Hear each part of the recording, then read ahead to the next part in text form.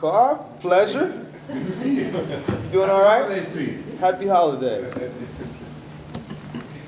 Jacque, the team assigned Devin to Erie to get some work in. What do you hope he benefits from it, and how much of a benefit is it that they run the same system with the same terminology you do? It's a great opportunity for him to get some in-game playing in. I think that's what he's missed, since his injury.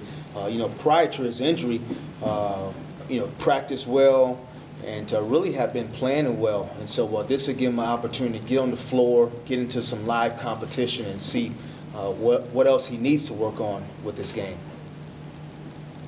Do you call up Coach Bill and talk about how you want him used or anything like that? Or, I mean, you have a good relationship with him. Indeed, there's a communication definitely with our staff, Magic staff, Erie staff, of what we need to get accomplished. And I'm glad we have the Bayhawks to use in opportunities like this where we have a young guy who can still work on his game throughout the course of the year. Mm-hmm. Do you know how long he might be down? Might be down there. Will he be there through the West Coast trip, or? I won't give you a timetable. Just ideal. They have 3 games, homestand right now, so it's perfect timing. Coach, what do you remember from that Cleveland game? You want to bring that up, huh? At the time, it's interesting to see the difference in the teams at the time. For us, I think it boiled down to Cavaliers were very aggressive against us, whether it was getting out in transition, pushing the pace against us, turning us over. Those things we have to take care of. And we can't score 74 points and think we're going to win a basketball game on the road. That was when the Cavs went on their little 8-game winning streak. They said they kind of learned some things. Was that a point in the season for you guys? I know you have a lot of points, but was that a point where you guys learned something or figured something out at that time? For us, the lesson we learned that it's extremely difficult to win in this league, and especially on the road. And when you give a team a chance to kind of be aggressive and put you back on your heels, you're asking for trouble. And it was a clear sign for us early in the year that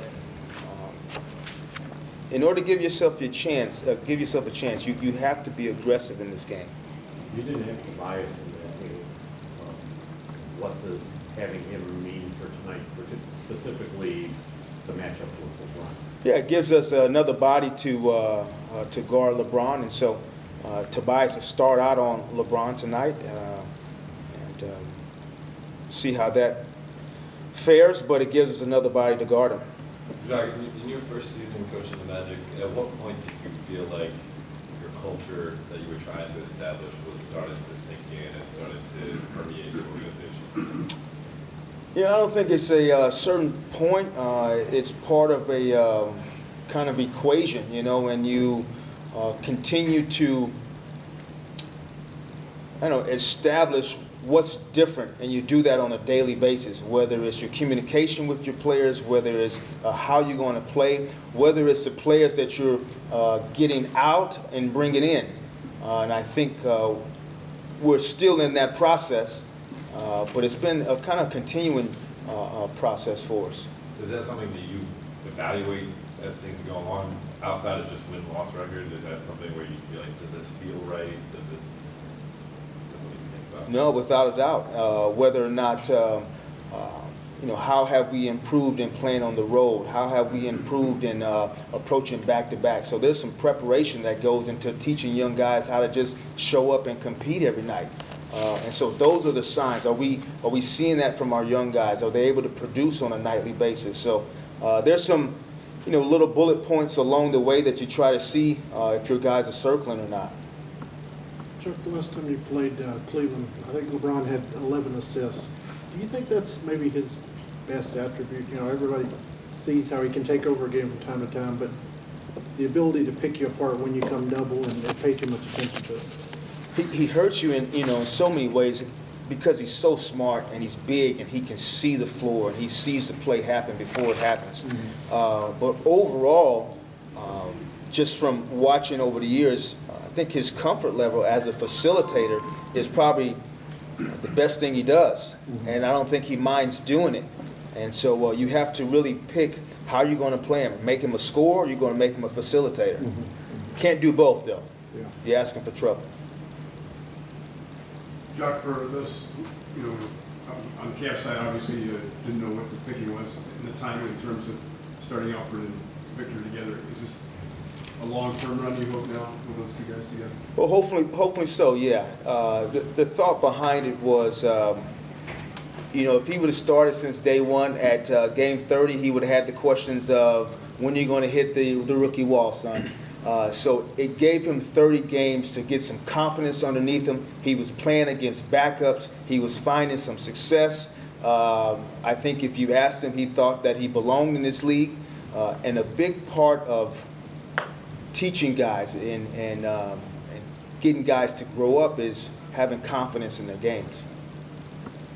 Victor still will play some point two as well? Yes, indeed. And so there will be times throughout the course of the game where Victor will manage the floor and he'll be, handling the basketball by himself. So I think it's added growth and maturation to Vic's game because he feels more comfortable with the basketball in his hands. You go back, basically 3 years ago at Indiana, you won't see him dribbling like he did back then. So coming off pick and rolls, being able to come off pin downs with the basketball in his hand. So that time with the basketball has made him a better basketball player. Certainly players like Rondo and Blake Griffin who came in the league and were particularly good free throw shooters and worked their way up. Do you see that happening with Alfred, and he's still below 50%?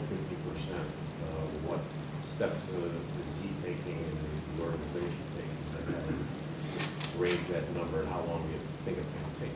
Yeah, so it's it's interesting. How much can you give a young guy? You put him out there on the floor and he's playing minutes and he's deciding different scenarios throughout the course of the game. Do you completely scrap his shot and start all over again? There's a lot of things that go into it. Finding success for a young guy, how much can you throw at him? So while the improvement in free throw shooting might be incremental right now, there'll be a point where he'll become a better free throw shooter with time, with mechanic correction, a lot of things that go into becoming a better free throw shooter. Ask Karl Malone. Because he's a point guard, he's got more. Has he had much more on his plate, not only knowing what he has to do, but what everyone else on the court has to do? Without a doubt. It's the toughest position to play. There's no secret about it. There's demand on it, your time, understanding of the game, understanding the coaches, players around you. There's a significant amount of preparation that goes into being very effective and doing it on a nightly basis. That's why you don't see too many rookie point guards. Name 3 that's starting right now. Marcus Smart. I got 2. Come on, 3. That's why I made it tough and said 3. One more on that point guard thing. Tony Parker was on TV yesterday, and he said he feels like it's a golden age for point guards because there's every night you turn around, he's playing an all-star. As a guy who played the position, do you admire how many good players there are at that spot? It's wonderful to see. The game is really being, kind of orchestrated by those guys. And there's some elite point guards in this league right now, I tell you, on a nightly basis that you have to bring your work boots and be ready to go to work. What a challenge. Jacque, with LeBron here tonight, do you have any plans to maybe bring in Mo a little bit earlier than normal or give him a few more minutes? It'll be interesting. We'll see. We'll see how foul trouble goes. Mo got a chance to guard him in Cleveland. We also used Willie Green in Cleveland also. So, since we've changed the lineup, we got a little bit of a chance to have a rotation set. We'll see if that gets altered by foul trouble. Is everyone good?